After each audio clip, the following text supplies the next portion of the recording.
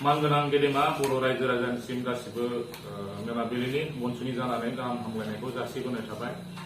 दिनै जों बे प्रेस रिलिजखौ हठात लाब्रबनो गोनां जादों जिहेतु उदालगुरि जिल्ला बनसु आरो मिरु बनसुनि बानजायनायाव मोनसे आलादा रायजो बड'लेण्ड सोरजिनायनि मास गेदारिं प्रग्राम लानाय जादोंमोन। स' बेवहाय जों गासिबो रायजो राजाखौ हांख्रायदोंमोन बाहागो लानो थाखाय, नाथाय जों बे किसुमान राजनितिक खैसारनि थाखाय जों बे हाबाफारिखौ जाफुंहोनो हायासै। बिनि थाखाय गासिबो बर' रायजो राजानिसिम निमाहाखौ बिग्रोहरनाय थाबाय। स' बिनि जाहोना जाबाय जिहेतु मोनसे प्रग्राम लानो गोनांबा एसपि नि थ्रुयै खारनो गोनां जायो। बेयाव किसुमान रिक्वायरमेन्ट्स नांगौ जायो, किसुमान डकुमेन्ट साबमिट खालामनो गोनां जायो। जों गासिबो डकुमेन्ट्सखौ होजोबखाबाय बे रिक्वायरमेन्ट मथे, नाथाय जिल्ला बेंगिरि बा उदालगुरि जिल्लानि डिपुटि कमिशनारनिसिम सहैनानै डिले जादों सिगनेसारा। बिथाङा सिगनेसारखौ होआसै। बिनि जाहोना जाबाय बेयाव किसुमान राजनितिक षड़यन्त्र जानो हागौ होनना जों सानना लायो।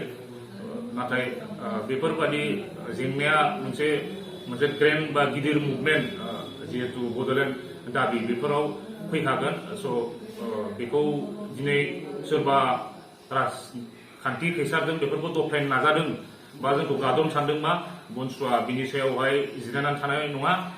जोंनि मुभमेन्टखौ जोङो सोरबा दबथायबाबो, सोरबा होबथानो नाजाबाबो जों बेखौ गोख्रोंबाबै फैगौ टाइमफोरावहाय जों बेखौ लांबाय थागोन। स' जोंनि बर' रायजो राजाफ्रा बेखौ नार्भास जानाङा। उननि जि बनसुनि जि बड'लेण्ड आलादा रायजो सोरजिनायनि जि मुभमेन्टफोर दं बेवहाय लोब लोब बाहागो लानांगौ बेखौ आं मिजिंथिदों। दिनैनि जोंनि जि मास गेदारिंनि प्रग्राम बा बनसुनि जि मास गेदारिं प्रग्राम, बेनि फेलेंआ बनसुनिल' फेलें नङा।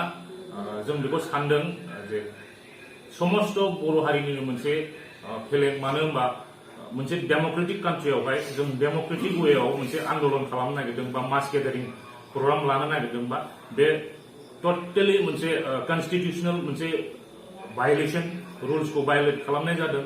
जोंनि जि फ्रिडम अफ एक्सप्रेस बा मोनसे मास गेदारिं खुंनो हानाय डेम'क्रेटिक भाबाव बेखौ मोनसे भायलेट खालामनाय जादों, जोंनि सायाव मोनसे साप्रेस खालामनाय जादों। स' बनसुआ बिनि सायाव सोरबा डिसि बाबो सोरबा एसपि बाबो जोंखौ जाय हमथानो नागिरदों बा राजनितिक खैसारनि बा सोरनि प्रेसारनि आन्दाराव बेफोरबायदिखौ मावबाय थादों, जों बिसोरनि सायावहाय कन्स्टिटिउसनेल मोनसे लिगेल एक्सन लानाय जागोन। स' आं दिनै बारा बुंला, गाबोन मोनसे सेन्ट्रेल केबिनेट जागोन, बेवहाय मोनसे डिसिजन जागोन। स' बेखौ गाबोन जोंनि सेन्ट्रेल बनसु एबा मिरु बनसुनि जोंनि बिथां मानगोनां सार बनजित मन्जिल बसुमतारिया बेखौ गुवारै खेंफोरथि होनाय जागोन।